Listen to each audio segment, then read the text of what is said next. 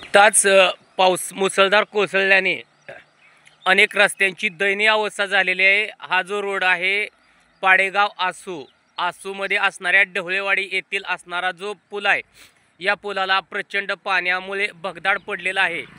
आणि हे भगदाड एवढं आहे की पुलाची जी भिंत आहे ती भिंत आणि रस्ता सोडून मध्ये सर्वात मोठं भगदाड या ठिकाणी आपल्याला पाहायला मिळत आहे। कारण या रस्त्याचं काम आधीच अतिशय निकृष्ट दर्जाचं झालं होतं। बांधकाम विभागाला वारंवार या भागातील लोकांनी माहिती देऊनही बांधकाम विभागाचं पूर्णपणे दुर्लक्ष झालं होतं। आणि खऱ्या अर्थानं आज या ठिकाणी जे हे भगदाड पडलेलं आहे, हे भगदाड या भागातून बारामती फलटणला जाण्यासाठी अनेक मंडळी या रस्त्याने जात असतात। त्यामुळे भविष्यात या रस्त्यावरील भगदाड मुजेल की नाही असाही प्रश्नचिन्ह या निमित्तानं होते। कारण या भागातील जे बांधकाम विभाग आहे, हा बांधकाम विभाग अतिशय सुस्त अवस्थेत आहे। गेली 2 वर्ष झाले या रस्त्याचं काम झालेलं होतं।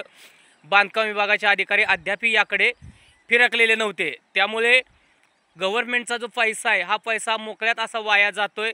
याचं ज्वलंत उदाहरण म्हणजे हा पूल आपण या ठिकाणी पाहत आहात।